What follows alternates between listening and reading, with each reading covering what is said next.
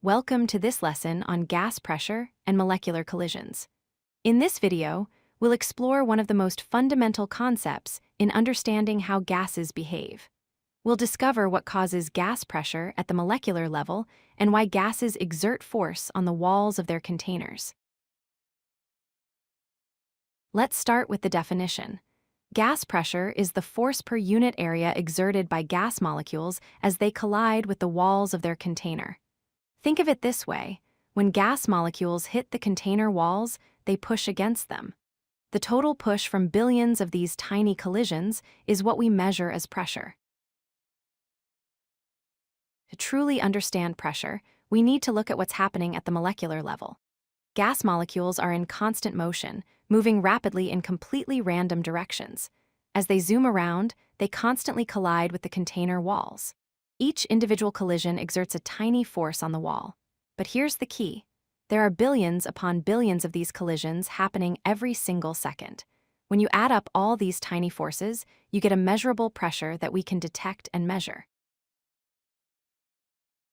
Mathematically, we express pressure using a simple formula. Pressure equals force divided by area. P represents pressure, F represents the total force exerted by all the molecular collisions, and A represents the area of the container wall. This formula shows us that pressure depends on both how much force is being applied and the size of the area receiving that force. Here's a crucial concept: collision frequency.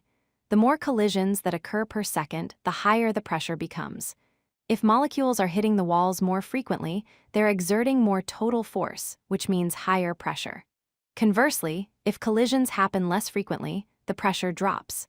This relationship between collision frequency and pressure is fundamental to understanding gas behavior. Three main factors affect gas pressure. First, temperature. When you increase temperature, molecules move faster, which means they hit the walls harder and more often, increasing pressure. Second, volume. If you decrease the volume of a container, molecules have less space to move around, so they collide with the walls more frequently, raising the pressure. Third, the number of molecules. More molecules simply means more collisions happening, which directly increases the pressure. An important characteristic of gas molecule collisions is that they are elastic. This means that when a gas molecule hits the container wall and bounces back, it doesn't lose any kinetic energy. The molecule rebounds with the same speed it had before the collision. This is why gases maintain constant pressure over time in a sealed container.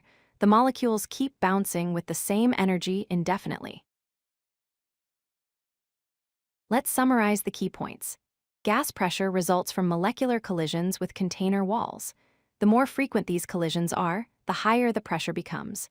Three factors affect pressure: temperature, volume, and the number of molecules present. And finally, these collisions are elastic, meaning no energy is lost, which allows gases to maintain steady pressure. Understanding these molecular collisions is essential for grasping how gases behave in different conditions. If you like this video, hit that like button and don't forget to subscribe. Visit codelucky.com for more such useful content.